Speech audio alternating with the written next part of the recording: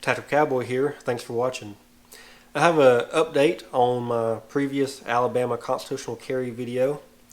HB 66, or the Constitutional Carry Bill, did pass the committee that it was assigned to yesterday afternoon. That's a big win, but the fight is far from over. Before the vote, then law enforcement was gathered with Moms Demand Action, and they were speaking out against it. Law enforcement was there with their signs, giving examples about how the permit has helped them make an arrest. They were speaking out, giving examples about arrests they've made and using the permits against people, or lack thereof permits. Of course, Moms Demand Action, like I said, was there speaking out. The law enforcement was claiming to be pro-2A, but they just want common sense gun laws, which is what you hear from all the anti-gun groups. I'm going to start inserting pictures here. Here you see law enforcement standing up in force, and look in the back, you see women in red shirts. Those would be the Moms Demand Action. Here's another sheriff, and in the back you clearly see Moms Demand Action. Here's some of those examples that they had out there.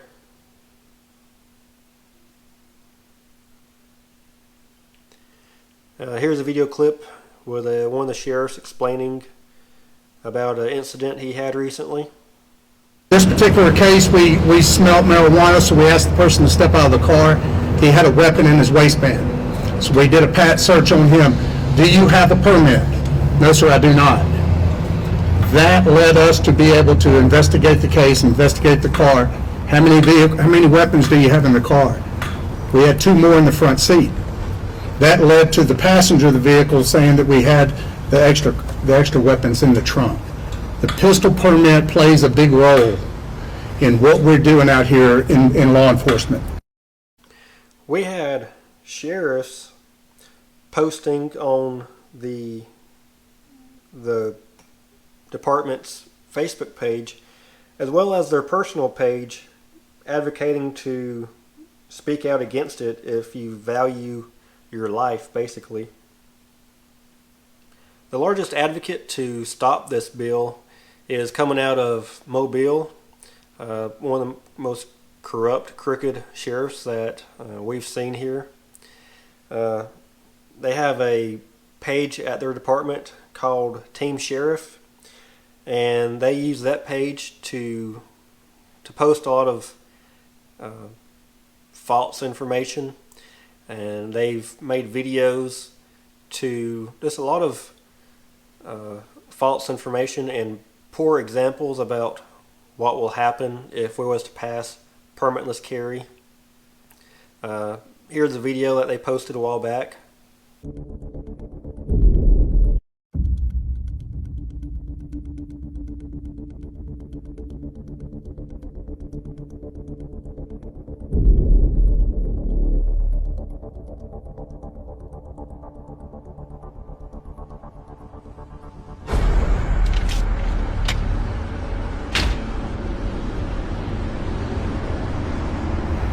What y'all guys up to tonight? Nothing much, just riding around. It's 2 in the morning. Y'all just out joyriding? Yeah. Where you coming from? Friend's house. Friend's house? Yeah. Whose guns are those? They're ours. What you plan on doing with them? Nothing, just to have them, just look cool. Where'd you get them from? My parents' bedroom. They know you got them? No. They know how to operate them? Yeah. Don't be safe. Have a good night. Yeah, I'll try.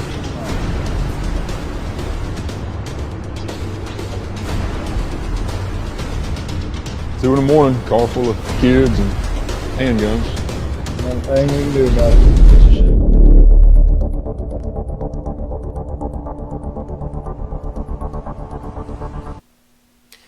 Then the day before the vote, then they posted these supposedly stats from the CDC. These are supposedly from states that already have constitutional carry. Notice the hashtags that they use. Hashtag are they lying to us? Hashtag surprise surprise. They give a link to the CDC. The Shane Stringer, he's the one that pushing the bill through. So he's for the constitutional carry. They had a deputy that was working at the department who was trying to push for constitutional carry, and they fired him for that. I don't think it was Shane Stringer. I don't know the gentleman's name though off the top of my head. Yeah, you also look at the bottom of the post. It says, fact check those people who are pushing for permitless carry. Hashtag they lied. Hashtag deaths have increased. Hashtag vote no to permitless carry. I looked at the stats that they posted, and there's pretty much no information, doesn't say when the state went to constitutional carry and what year these have supposedly increased. So it's very poor stats, if you want to call them that. We have a leaked letter from Bobby Timmons, who is one of the biggest crooks in Alabama. He's the director of Alabama Sheriff's Association. They are the organization that is really pushing against constitutional carry with all their might. Have been for the past 10 years. As you see here, he's given all the sheriffs a heads up that the NRA is coming and that there's going to be fees cut, possibly all of them, no cost at all. And here is really urging them to talk to their legislator if they value their permit fund. So clearly this is about the money. Now, like I said, there are some changes being made to HB 66. One of those changes is the number. It is no longer HB 66. It is now HB 272. That's one of the many changes that, to my understanding, is being made. I do have the final document here in front of me. I haven't read it yet. I'm going off of what other people are saying in the Bama Carry Facebook group. I'll have a link to the document if you're interested in reading to see what's in it. One of the major things that I'm seeing, let me kind of backtrack some. So I guess 5 days ago, the National Association for Gun Rights made a post on their page saying that there was a representative working on poisoning HB 66 with gun-free zone. He wanted to. So in Alabama, if you don't know,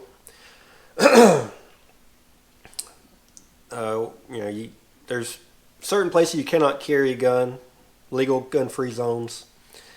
Alabama has certain requirements about what is a legal gun-free zone and what is not. Private property is fair game if you have a pistol permit. For what I'm seeing,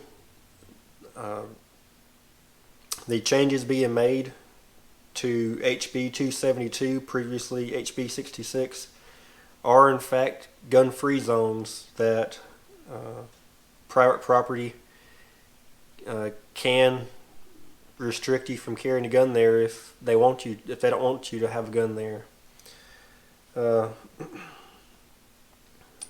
see here, it's just kind of says, except as otherwise provided in the article, no person shall carry a pistol about his or her person on private property not his or her own or under his or her control unless the person has the consent of the owners or legal possessor of the premises. Current state law says you cannot carry on. Actually, I'm going to pause it and look it up to read it exactly, and I'll even insert it so you can read along with me. So I won't read it. You can pause it and read it for yourself, but the gist of it is it says that you can't have a pistol on private property unless the person has a valid concealed carry permit. I actually took a brief pause to message the representative that was supposedly poisoning the bill.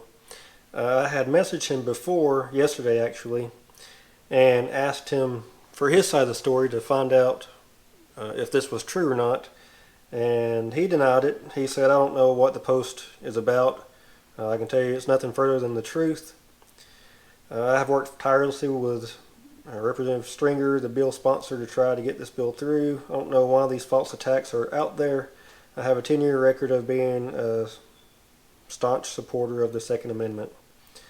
I told him that the bill was in fact poison, like the National Association for Gun Rights had warned, and since his name is attached to their post, they're the ones they're saying that this guy is the one that is poisoning it.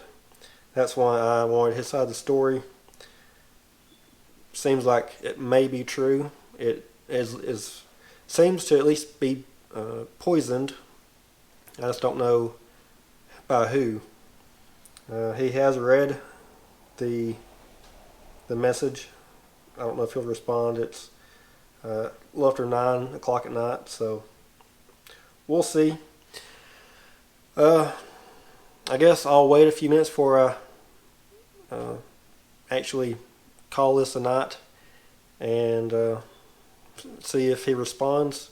But if not, then there'll probably be another video coming. Be sure to subscribe and stay tuned for more. I appreciate you watching, and until next time, Tactical Cowboy out.